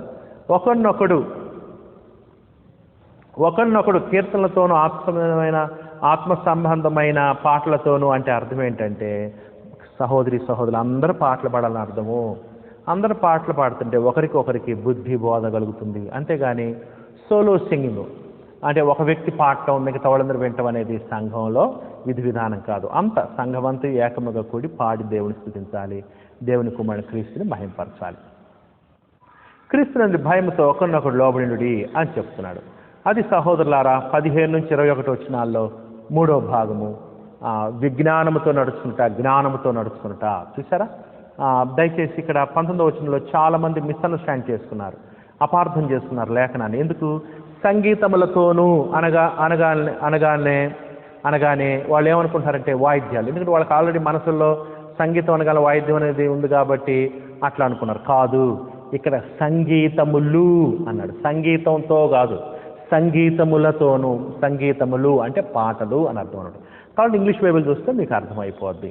అంతేకాదు ఇక్కడ వాయిద్యాలు కాదు సంగీతం అంటే. ఎందుకంటే వాయిద్యం హెచ్చరించగలదా, బోధించగలదా, బుద్ధి చెప్పగలదా? ఇక్కడ చెప్పినవి బోధించాలి, బుద్ధి చెప్పాలి, హెచ్చరించాలి. అంటే మంచి గీతాలు, పాటలు మాత్రమే అవి చేయగలవు, హెచ్చరించగలవు, బోధించగలవు, బుద్ధి చెప్పగలవు. వాయిద్యాలు చేయలేవు కదా.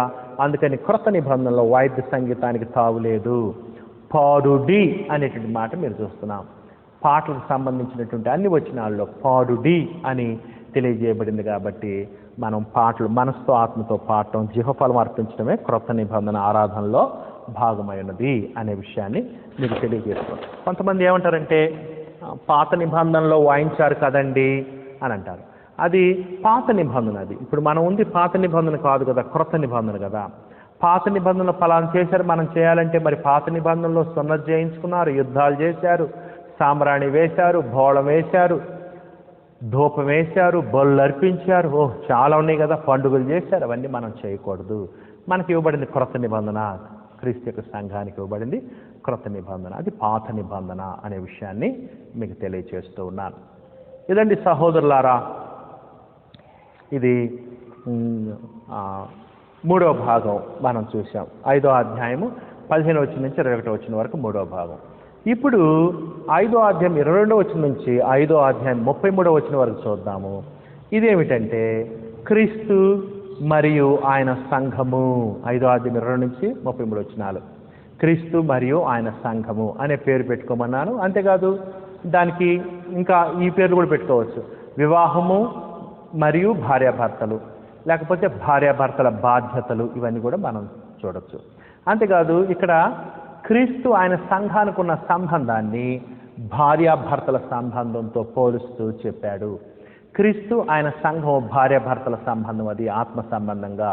అట్లానే కుటుంబంలో భార్యాభర్తలు కూడా క్రీస్తు సంఘం పట్ల ఎట్లా ఉన్నాడో భర్తలు భార్యల పట్ల ఎట్లా ఉండాలి, సంఘం క్రీస్తు పట్ల ఎట్లా ఉందో భార్యలు భర్తల పట్ల అట్లా ఉండాలని పోలుస్తూ ఇక్కడ చెప్తూ ఉన్నాడు. క్రొత్త నిబంధనలో సహోదరి సహోదరులారా, క్రీస్తు సంఘము భార్యాభర్తలుగా చెప్పబడ్డారు. క్రొత్త నిబంధనలో క్రీస్తు ప్రధానం చేయబడిన పురుషునిగా, సంఘము క్రీస్తు పురుషునిగా, సంఘము క్రీస్తుకు ప్రధానం, పురుషునికి ప్రధానం కన్యక కూడా చెప్పబడింది. అదొక పోలిక. ఇంకొకటి ఏంటంటే క్రొత్త నిబంధనలో క్రీస్తులో పెండ్లి కుమారుడుగా, సంఘమే పెండ్లి కుమార్తె కూడా చెప్పబడింది. అంతేకాదు క్రొత్త నిబంధన క్రీస్తు భర్తగా, సంఘము ఆయనకు ఆత్మ సంబంధమైన భార్యగా కూడా చెప్పబడింది క్రొత్త నిబంధన. ఈ పోలికలు ఉన్నాయి. ఈ క్రీస్తు సంఘానికి సరిగ్గా మనం అర్థం చేసుకుంటే భార్యాభర్తల సంబంధం కూడా బలపడుతుంది. ఎందుకంటే క్రీస్తు ఆయన సంఘానికి ఉన్న సంబంధాలను బట్టి భార్యాభర్తలు కూడా చక్కటి పాఠాలు నేర్చుకోవచ్చు అనే విషయాన్ని ఇక్కడ మనం చూస్తూ ఉన్నాం. బాధాకరణ విషయం ఏంటంటే ఎఫెసీ 5వ అధ్యాయం 22 నుంచి 33 వచనాల్లో చాలా మత శాఖలు వాళ్ళు పెళ్లికి ఉపయోగిస్తారు ఈ వచనాలని, పెళ్లికి వాడతారు. అసలు సత్యం ఏంటో గ్రహించకుండా పెళ్లికి పెదాలతో పలికినట్టుగా పలుకుతూ ఉంటారు ఈ వచనాలని. సహోదరి సహోదరులారా, ఇది క్రీస్తు ఆయన సంఘానికి సంబంధించినటువంటి విషయాలు. మత శాఖలకు సంబంధించింది కాదు ఇది, లూథర్ సంఘానికి సంబంధించింది కాదు ఇది, లేకపోతే మెథడిస్ట్ సంఘానికి సంబంధించింది కాదు. ఇది క్రీస్తు ఆయన సంఘానికి సంబంధించిన వచనాలు ఇవి. చూద్దాం చూడండి 22 నుంచి 33 వచనాలు. ఇక్కడ భార్యాభర్తల బాధ్యతల గురించి చెప్పాడు. ఇక్కడ వివాహములో భార్య భర్త యొక్క బాధ్యతల గురించి చెప్పాడు. అంతేకాదు భార్యాభర్తలు ఎక్కడి నుంచి నేర్చుకోవాలి పాఠాలంటే క్రీస్తు నుంచి, ఆయన సంఘం నుంచి పాఠాలు నేర్చుకోవాలి అని కూడా చెప్తూ ఉన్నాడు. అంతేకాదు సహోదరి సహోదరులారా, ఈ భార్యాభర్తల సంబంధం చాలా ప్రాముఖ్యమైంది, పవిత్రమైంది. అటువంటి పవిత్రత క్రీస్తు సంఘం కలిగి ఉండాలి. పాత నిబంధనలో కూడా యెహెజ్కేలు గ్రంథం 22వ అధ్యాయము 27వ వచనంలో, యెహెజ్కేలు గ్రంథము 22వ అధ్యాయం 27వ వచనంలో, అయితే యెహెజ్కేలు గ్రంథం 22వ అధ్యాయం మీరు చదివితే అక్కడ యెహోవా దేవుడు ఇశ్రాయేలు భార్యాభర్తలుగా చెప్పబడ్డారు. అదే సంబంధం క్రొత్త నిబంధనలో దేవుని కుమారుడు క్రీస్తుకి ఆయన సంఘానికి భార్యాభర్తలుగా చెప్పటం ఇక్కడ మనం చూస్తూ ఉన్నాం. ఇదేం క్రొత్త సంబంధం కాదు. ఈ భార్యాభర్త సంబంధం పాత నిబంధనలు యెహోవా దేవునికి ఇశ్రాయేలు మధ్య కూడా చూడగలము. అది ఇక్కడ కూడా. ఇప్పుడు ఇక్కడ సంబంధం ఏంటంటే దేవుని కుమారుడు క్రీస్తు యేసుకి ఆయన సంఘానికి ఉన్న సంబంధం ఇది. చూడండి ఏమని చెప్తున్నాడు 2వ వచనం. స్త్రీలారా, భార్యాభర్తల గురించి చెప్తున్నాడు. స్త్రీలారా ప్రభువునకు వలె మీ సొంత పురుషులకు లోబడినుడి. అది ప్రభువుకి ఎలా అయితే మీరు లోబడతారో అట్లానే సొంత పురుషులకు లోబడినుడి అని చెప్తున్నాడు ఇక్కడ. సహోదరి సహోదరులారా, చాలా ప్రాముఖ్యమైన వచనాలు. మరి ఈ వచనాలను గనక అర్థం చేసుకొని లోబడితే ఆ కుటుంబము సంతోషంతో ఉంటుంది, ఎటువంటి సమస్యలు ఉండవు. ప్రభువునకు వలె మీ సొంత పురుషులకు సొంత పురుషులు అంటే అర్థం ఏంటంటే భర్తలు అని అర్థము. ప్రభువునకు వలె మీ సొంత పురుషులకు లోబడుడి. భార్యలు తమ భర్తలకు లోబడాలి. ప్రభువును వలె క్రీస్తుకి ఎలా లోబడతావో, ఎంత గౌరవం ఇస్తావో, విధేయత చూపిస్తూ అట్లానే ప్రభువైన క్రీస్తుకి కూడా ప్రభువైన క్రీస్తుకి ఎలా అయితే విధేయత చూపిస్తున్న భర్తలకు విధేయత చూపించాలి అని చెప్తూ ఉన్నాడు. ప్రభువునకు వలె అనేది చాలా గొప్ప మాట. ప్రభువునకు వలె భర్తలకు కూడా లోబడాలి. ఇంకా చూడండి, క్రీస్తు సంఘమునకు శిరస్సు అయినలాగున పురుషుడు భార్యకు శిరస్సు అయి ఉన్నాడు. అది సంఘానికి శిరస్సు ఎవరు? క్రీస్తు. ఆయన సంఘం ఎవరు? ఆయన శరీరము. అట్లానే భార్యకు శిరస్సు ఎవరు? భర్త. శిరస్సు అంటే యజమానుడు అని అర్థము, శిరస్సు అంటే అధికారి అని అర్థము, శిరస్సు అంటే రాజు అనేటువంటి భావం కూడా ఉన్నది, అధికారి. క్రీస్తు సంఘమునకు శిరస్సు అయినలాగున పురుషుడు భార్యకి శిరస్సు అయినడు. ఏమండి, శరీరం చెప్పిన మాట శిరస్సు వింటదా? శిరస్సు చెప్పిన మాట శరీరం వింటదా? శిరస్సే అన్ని ఆజ్ఞలు, విధి విధానాలు శరీరానికి తెలియజేస్తుంది. అట్లానే క్రీస్తు ప్రభు మనకి హెడ్, ఆయన చెప్పినట్టు శరీరం వినాలి, సంఘ సభ్యులు వినాలి, సంఘం వినాలి. అట్లానే కుటుంబంలో భర్త శిరస్సు అయినాడు, భార్య ఏం చేయాలని ఆయన చెప్పినట్లు వినవలసిందై ఉన్నది. క్రీస్తు సంఘమునకు శిరస్సు అయినలాగున పురుషుడు భార్యకు శిరస్సు అయి ఉన్నాడు. క్రీస్తే శరీరమునకు రక్షకుడై ఉన్నాడు. క్రీస్తే శరీరమునకు రక్షకుడై ఉన్నాడు. ఎట్లాగైతే క్రీస్తు శరీరాన్ని రక్షిస్తున్నాడు, ఆయన సంఘాన్ని రక్షించుకుంటున్నాడు, అట్లనే భర్త తన భార్యను రక్షించాలి, పోషించి సంరక్షించాలి. శత్రువుల నుంచి, ఇతరుల నుంచి తన భార్యని కాపాడుకోవాలి. క్రీస్తు దేన్ని రక్షిస్తాడు? క్రీస్తే శరీరమునకు రక్షణ. క్రీస్తు ఏ శరీరాన్ని రక్షిస్తాడు? అన్ని మత శాఖలన మనుషులు స్థాపించిన మత కాదు, తన స్వరక్తం చేత కొన్న తన శరీరాన్ని, తన సంఘాన్ని ఆయన రక్షిస్తాడు. క్రీస్తు ప్రభు మనుషులు స్థాపించిన మత శాఖలను కాదు. క్రీస్తే శరీరమునకు రక్షకుడై ఉన్నాడు. సంఘము క్రీస్తునకు లోబడినట్లుగా భార్యలు కూడా ప్రతి విషయంలోనూ, అది కూడా చాలా గొప్ప మాట సహోదరి సహోదరులారా, భార్యలు ప్రతి విషయంలో భర్తకు లోబడాలి అనే విషయాన్ని ఇక్కడ మనము చూస్తూ ఉన్నాము. భార్యలు కూడా ప్రతి విషయంలో తమ భర్తలకు లోబడాలి. అట్లానే సంఘం కూడా ప్రతి విషయంలో క్రీస్తుకు లోబడాలి. అట్లాగన్నమాట. అదే మాదిరి సంఘము క్రీస్తునకు లోబడినట్లుగా భార్యలు కూడా ప్రతి విషయంలో తమ పురుషులకు లోబడవలెను. ఇది భార్యలకు సంబంధించి. భర్తలకు సంబంధించి చెప్తున్నాడు 25వ వచనం నుంచి. పురుషులారా, అది అంటే అర్థం ఏంటి? కుటుంబం వర్ధిల్లాలంటే భర్త తన బాధ్యతలు గుర్తెరిగి వాటిని నిర్వర్తించాలి, భార్య తన బాధ్యతలు ఎరిగి వాటిని నిర్వర్తించాలి. అప్పుడు ఆ సంఘానికి, కుటుంబానికి క్షేమాభివృద్ధి. అట్లా అనమాట. తర్వాత చూడండి, పురుషులారా మీరును మీ భార్యలను ప్రేమించుడి. అది పురుషులు ఏం చేయాలి? భార్యను ప్రేమించాలి. అటువలే క్రీస్తు కూడా సంఘమును ప్రేమించి, అది క్రీస్తు ప్రభు మాదిరి పురుషులకి. క్రీస్తు కూడా సంఘమును ఎంత ప్రేమించాడు ఆయన? అది కళంకమైన, ముడతైను, అటిది మరేదం లేక పరిశుద్ధమైనది గాను, నిర్దోషమైనది గాను, మహిమగల సంఘముగాను ఆయన తన ఎదుట దాన్ని నిలువబెట్టుకొనవలనని. అది తన ఎదుట అంటే సంఘం క్రీస్తు సహవాసం కలిగి ఉండాలి, ఎల్లప్పుడూ ఆయన ఎదుట ఉండాలని. తన ఎదుట దాన్ని నిలువబెట్టుకొనవలనని వాక్యముతో ఉదక స్నానము చేత దాన్ని పవిత్రపరిచి. క్రీస్తు ప్రభు సంఘానికి స్నానం చేయించాడంట. సంఘము బురదలో, ముడతలతో, మచ్చలతో ఉన్నప్పుడు, పాపంలో ఉన్నప్పుడు దాని క్రీస్తు ప్రభు తన స్వరక్తం చేత స్నానం చేయించాడు.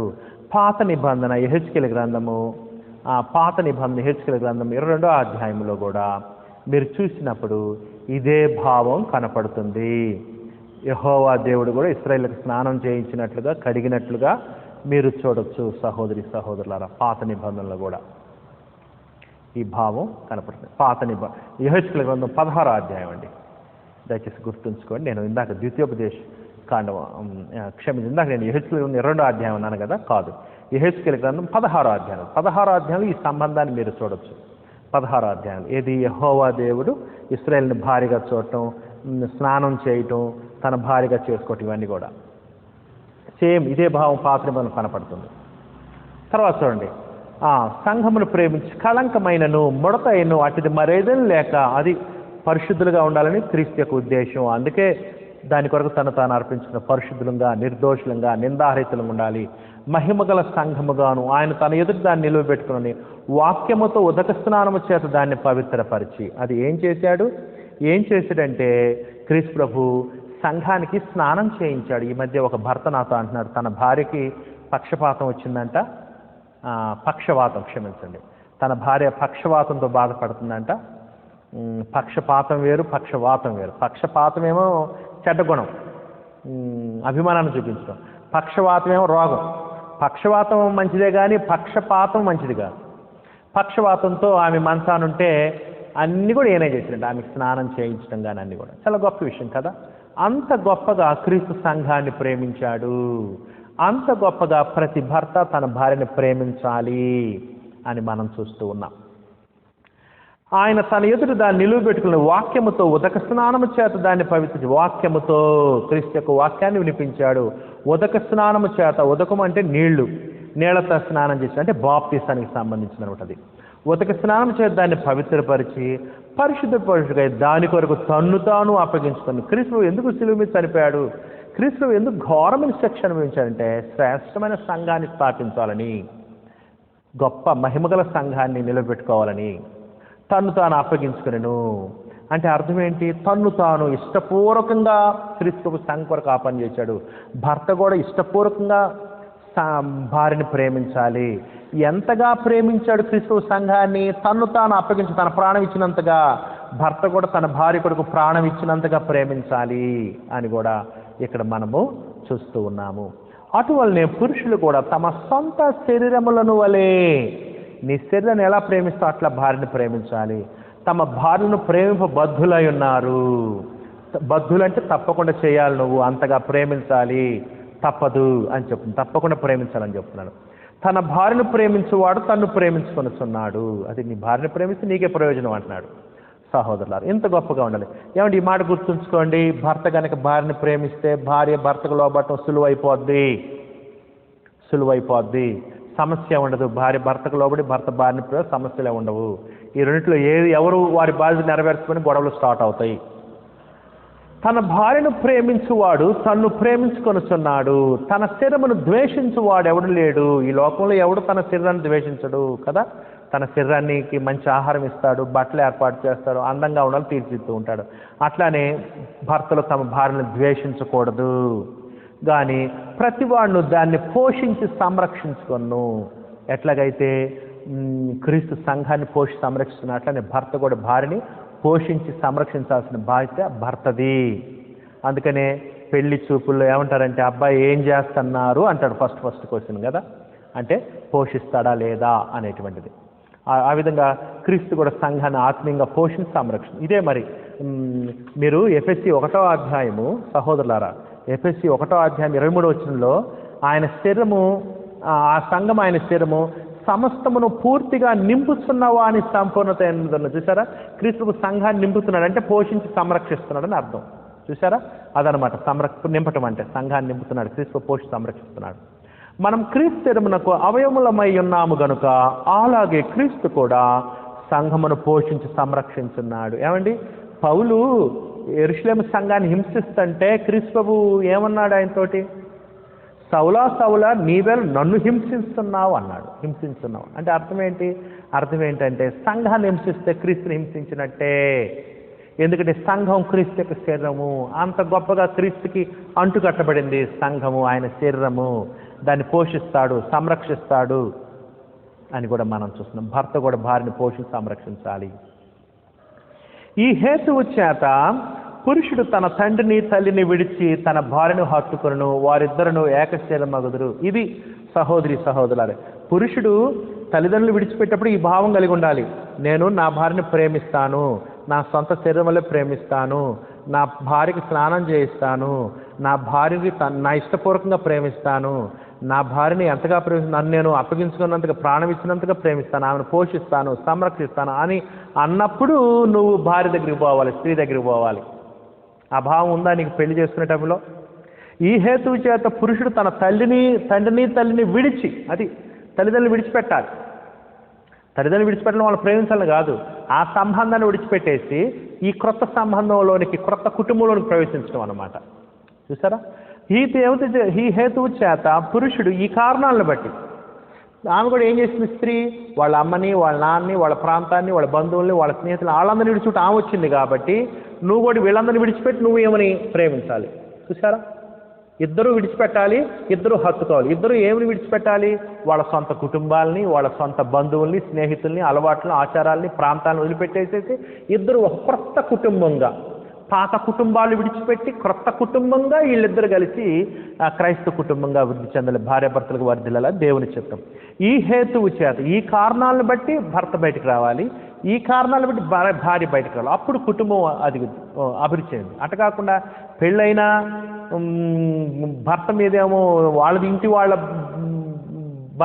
ప్రోత్సాహం, దౌర్జన్యం, వాళ్ళ ఇంటి వాళ్ళ ప్రభావం, భార్యకి పెళ్ళైన స్త్రీకి వాళ్ళ ఇంటి సొంత ఇంటి వాళ్ళ ప్రభావం, వాళ్ళ పెత్తనం కనుకుంటే కుటుంబము పాడైపోద్ది. నో డౌట్, కొట్లాట్లు, తగాదాలు, గొడవలు, విడిపోవటం, అని జరుగుతుంది. అందుకని సహోదరి సహోదరులు ఆలోచించాలి, వివాహ సమయంలోని ఎన్నో ఆలోచించాలి.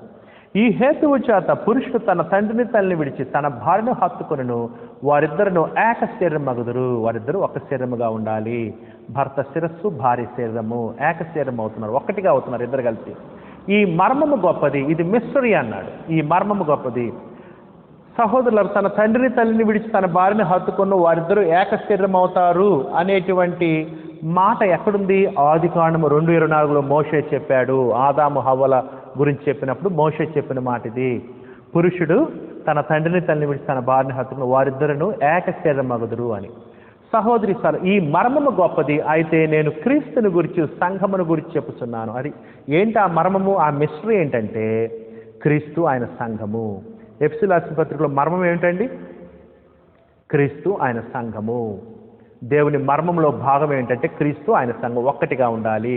క్రీస్తు శిరస్సుగా ఉండాలి, ఆయన శరీరం ఆయన సంఘంగా ఉండాలి. ఆ సంఘం ఆయన శరీరము. క్రీస్తు శిరస్సుగా ఉండాలి, సంఘం ఆయన శరీరంగా ఉండాలి. అంత గొప్పగా హత్తుకుపోవాలి క్రీస్తు ఆయన సంఘం అని, హత్తుకుపోవాలని దేవుని యొక్క సంకల్పం. ఎప్పుడు సంకల్పం ఇది? ఈ మర్మం జగత్తు పునాది వేయబడక మునిపే. అందుకని ఆదాము హవ్వలకు సంబంధించి వాడిన పదము మోషే, ఆ పదం వాడినప్పుడు ఎవరున్నారు అసలు? అది మర్మం అంట. ఆ మర్మం ఎప్పుడు నెరవేరింది? క్రీస్తు ఆయన సంఘంలో నెరవేరింది. అంటే అర్థం ఏంటంటే క్రీస్తు ఆయన సంఘము దేవుని యొక్క మర్మంలో భాగమైనది. జగత్ పునాది వేయబడక మునిపే ఉన్న సంకల్పంలో, ప్రణాళికలో భాగమైనది. ఇప్పటికిప్పుడు క్రొత్తగా వచ్చింది కాదు, అది దేవుని సంకల్పము అనే విషయాన్ని దయచేసి గుర్తుంచుకోవాలి. అది ఈ మర్మము గొప్పది. అయితే నేను క్రీస్తుని గురించి, సంఘమును గురించి చెప్తున్నాను. ఇది నా సబ్జెక్టు. నేను క్రీస్తుని గురించి, ఆయన సంఘం గురించి చెప్తున్నాడు ముఖ్యంగా అని పౌలు గారు ఇక్కడ తెలియచేస్తూ ఉన్నాడు. అందుకని క్రీస్తు, ఆయన సంఘం మర్మము. అది పాత నిబంధనలో మర్మంగా ఉంది. జగత్ పునాది వేయబడక మునుపు దేవుని సంకల్ప భాగం రహస్యంగా ఉంది. ఇప్పుడు క్రొత్త నిబంధనల అపోస్తుల ద్వారా పెంతెకోస్తు దినమున క్రీస్తు, ఆయన సంఘం యొక్క సత్యము బయలుపడింది. నువ్వు క్రీస్తు యొక్క సంఘంలో ఉన్నావా? మనుషులు స్థాపించిన మత శాఖలో ఉన్నావా? ఆలోచించుకొని క్రీస్తు స్థాపించిన సంఘంలోకి రావాలి. ఎందుకంటే క్రీస్తు స్థాపించిన సంఘంలోకి వస్తే, క్రీస్తు శరీరంగా, క్రీస్తు యొక్క సంఘంగా ఉంటే అది జగత్తు పునాది వేయబడక మునిపే ఉన్న సంఘము, సంకల్పంలో ఉన్నది. అది దేవుని మర్మంలో భాగమైనది, కానీ మత శాఖలు కాదు. అయితే నేను క్రీస్తుని గురించి, సంఘమును గురించి చెప్పుచున్నాను అని చెప్పాడు. సహోదరులారా, ఈ మర్మము గొప్పది. మర్మం గురించి ఎఫెసీయుల రాసిన పత్రిక చెప్పాడు కదా. సరే, ఆ తర్వాత చూడండి 33 వచ్చింది. మెట్టుకు మీలో ప్రతి పురుషుడును తనను వలె తన భార్యను ప్రేమింపవలెను, భార్య అయితే తన భర్త యందు భయము కలిగి ఉన్నట్లు చూసుకునే వలెను. అది రెండండి ఇంపార్టెంట్. భర్తేమో భార్యను ప్రేమించాలి, భార్య భర్తకు లోబడాలి. అది సూత్రం అన్నమాట.